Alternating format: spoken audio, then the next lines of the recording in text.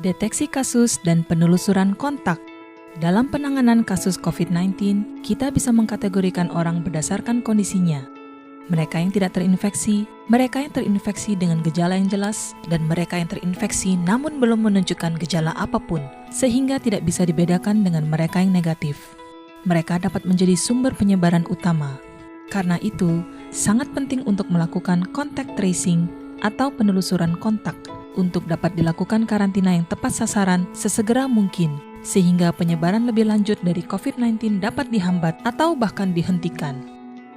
Ketika terdapat seseorang yang diperkirakan mengidap COVID-19, tes harus dilakukan sesegera mungkin untuk mendapatkan konfirmasi hasil secepatnya. Ketika konfirmasi telah didapatkan, hal yang paling penting dilakukan kemudian adalah melakukan contact tracing atau penelusuran terhadap orang-orang yang telah melakukan kontak dengan pasien positif tersebut. Karena dalam hal memperlambat dan menghentikan penyebaran COVID-19, konfirmasi hasil tes terhadap pasien hanya merupakan langkah awal. Bila seseorang positif memiliki COVID-19 dengan atau tanpa gejala, tanpa melakukan karantina dengan segera, penyebaran infeksi akan terjadi dengan sangat cepat dan akan menimbulkan kekacauan. Berapapun daya dukung sistem kesehatan yang kita miliki, tidak akan mampu mengatasi kecepatan penyebaran COVID-19 tersebut.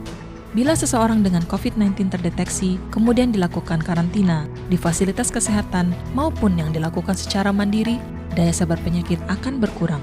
Namun ternyata ada banyak orang lainnya yang melakukan kontak sebelumnya dengan pasien positif yang tidak terdeteksi karena belum memiliki gejala yang tampak yang kemudian menularkan kepada orang lainnya.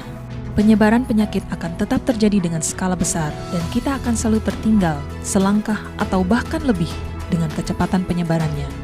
Namun bila kita dapat melakukan proses karantina terhadap pasien positif, kemudian melakukan penelusuran kontak terdekat dengan seksama, dilanjutkan dengan melakukan karantina, dan pemeriksaan menyeluruh terhadap suspek pasien, maka sebaran penyakit akan terhenti pada orang-orang yang telah dikarantina.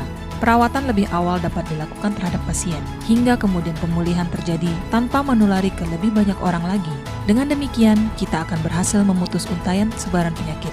Dengan melakukan penelusuran kontak dan melakukan tindakan karantina yang tepat, kita akan selangkah lebih unggul.